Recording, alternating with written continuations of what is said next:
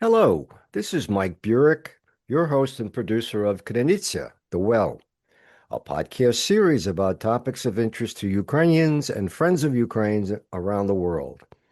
Today is Tuesday, May 5th, 2026. This episode is produced for The Ukrainian Weekly, a newspaper published in English for the global Ukrainian community since 1933. Our guest today is Daria Synhaievska, who is an analyst and journalist with the multimedia project Ukraine World. Welcome, Daria. How are you?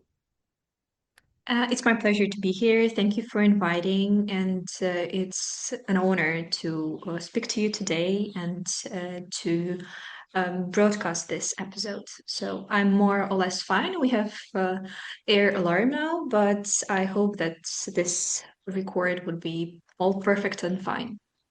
So, to start off with, can you tell our audience a bit about your education and profession?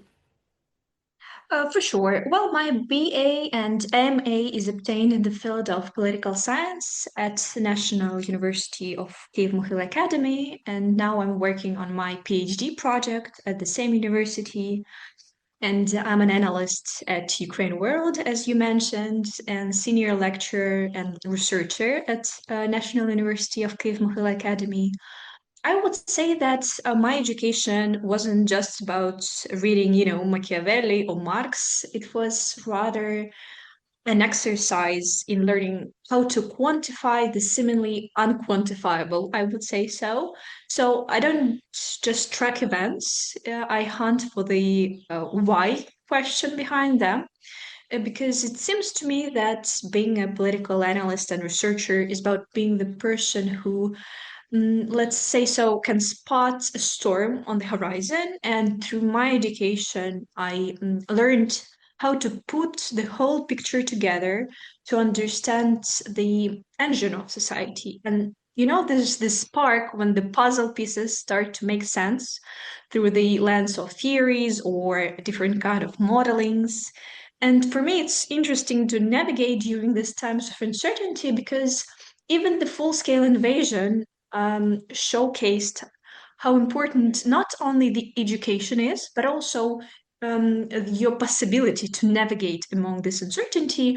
Because on paper, according to very traditional models we use in political science, it wasn't logical for the regime's economy, for the Russia's economy to start this war. But most analysts looked at the data and said, no, the costs are too high, the risks are too great, it won't happen. And yet it did, as you know.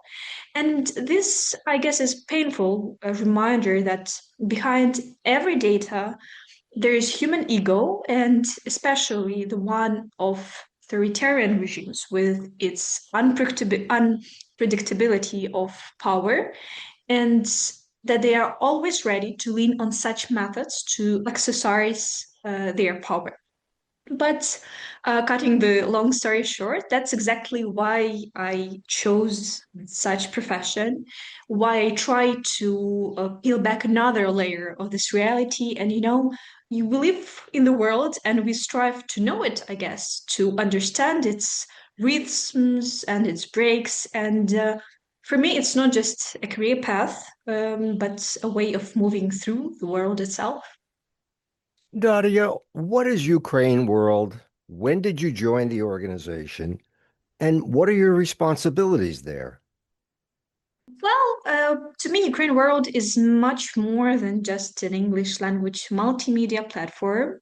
I guess it's a kind of bridge. This initiative explains Ukraine, its politics, culture, history, and its current struggle to a broad audience that for a long time only heard the story through the filters of others.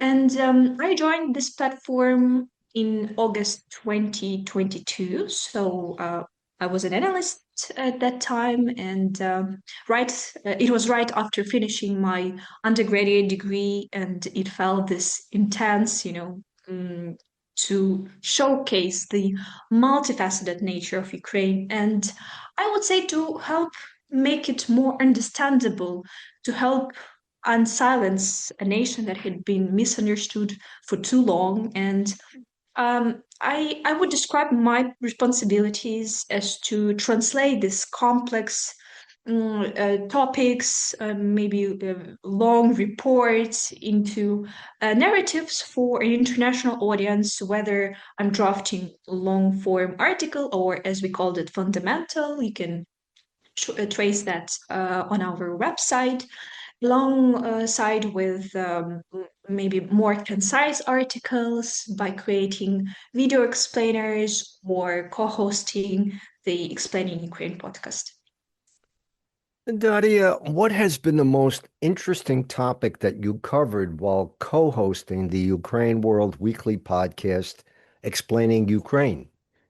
It's hard to choose one episode, but I would pick the most fascinating puzzle piece I've personally explored on the Explaining Ukraine podcast, and it would be undoubtedly the dive deep into how we form our knowledge about this war, specifically the challenge of dismantling the epistemically unjust myths of Russian imperial politics. And it is one thing to track the movement of troops on a map, but it is another entirely to track the movement of ideas that have for centuries flattened Ukraine's identity into a mere say, footnotes of an empire. And one of the most profound episodes is this one that I hosted with Dr. Olga Burlyuk, where we discussed the dangerous nature of pacifism that often fails to account for the colonial reality of Russia's aggression.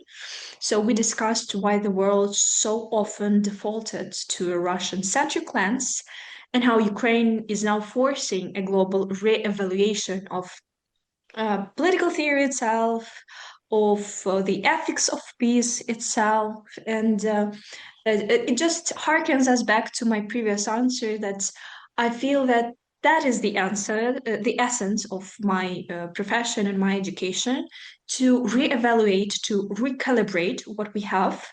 And the essence of my conversation was basically this intellectual reckoning with what we call epistemic injustice.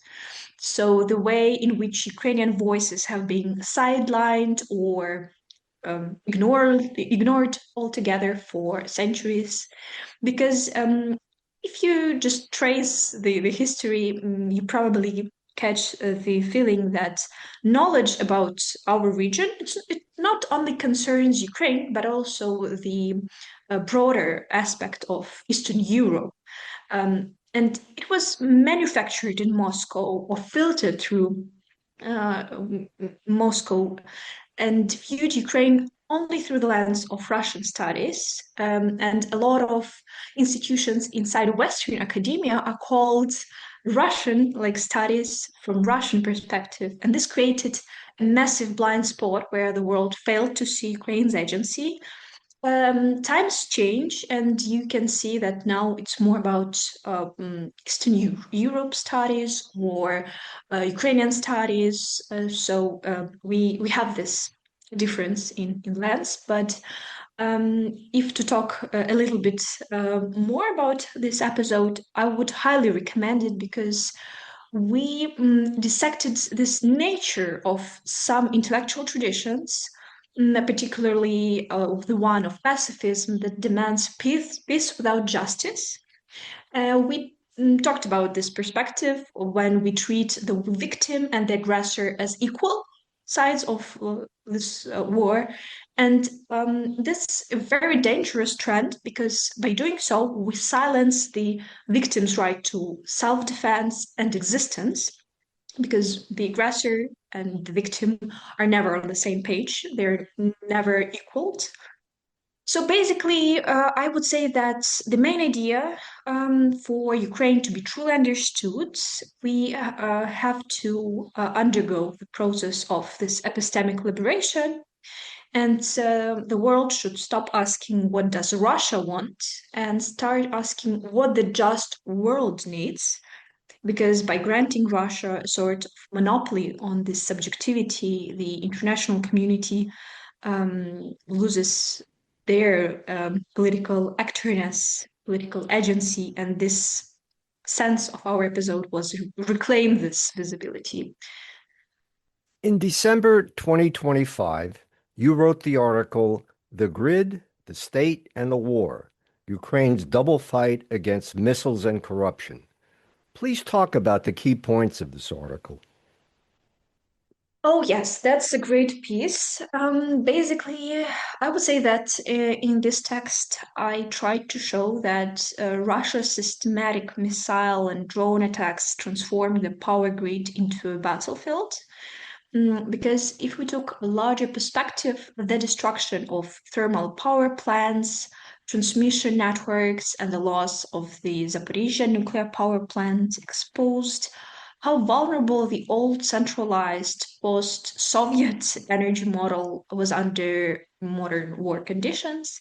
And yet, I argue that Ukraine's response was not simply about repairing what we had, like repairing what was destroyed by Russia.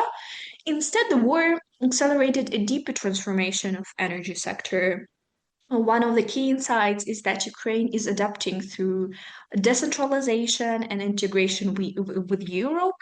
We can see that on synchronization with the European electricity grid, growing energy imports from the EU, LNG cooperation, and the rapid expansion of solar and wind infrastructure all point toward this shift away from dependence on old Soviet systems.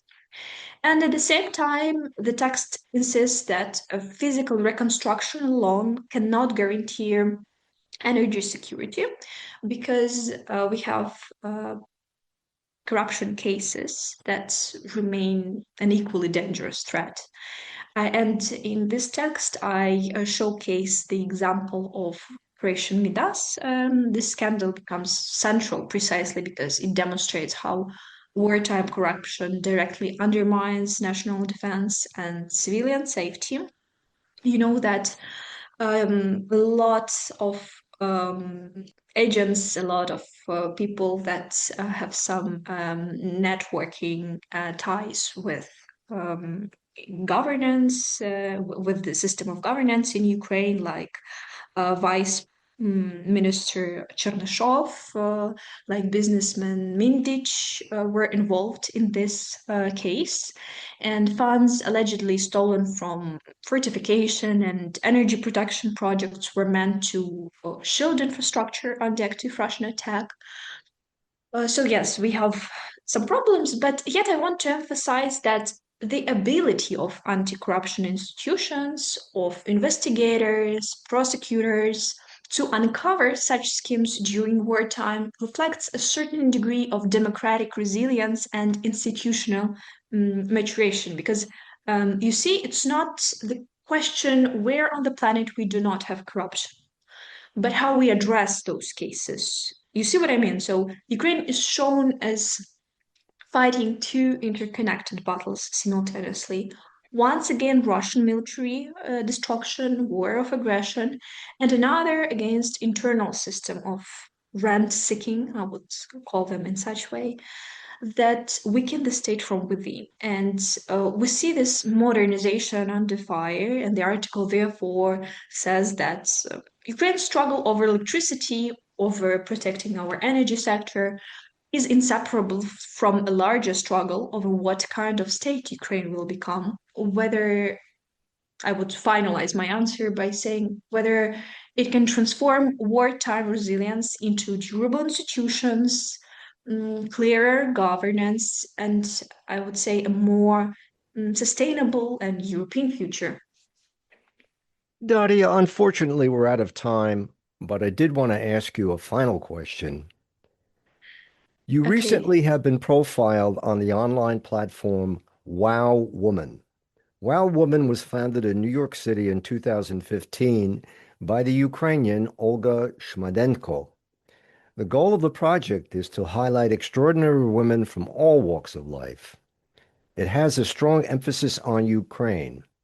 Please briefly tell us about your experience with this project. I would indeed try to be concise and do it briefly. Being featured on the Wild Woman project was meaningful for me because this project is about women who, in very different ways, try to make the world more human, conscious, and compassionate. And I appreciate that my interview was included not because of some, abstract image of achievement, but because it reflected an attempt to contribute intellectually and publicly during an extremely difficult historical moment for Ukraine. And for me, making a world a better place does not necessarily begin with some grand gestures. Sometimes it starts with preserving meaning and human dignity when violence tries to destroy both.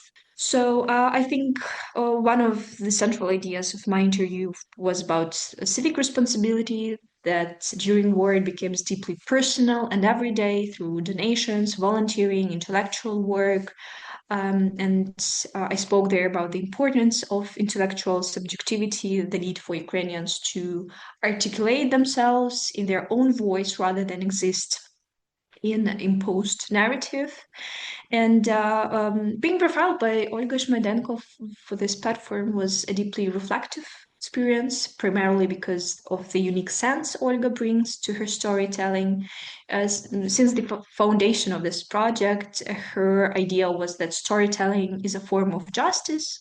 It's even a logo on her website.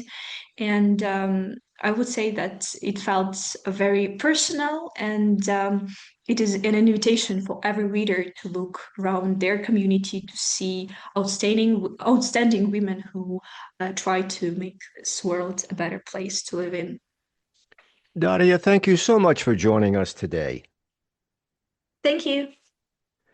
I have been speaking with Daria Synhaievska, an analyst and journalist with the multimedia project Ukraine World. This episode of Krynytsia has been produced for The Ukrainian Weekly, a newspaper published in English for the global Ukrainian community since 1933. And I'm Mike Burek, the producer and host of Krynytsia. Until next time, that's all for now.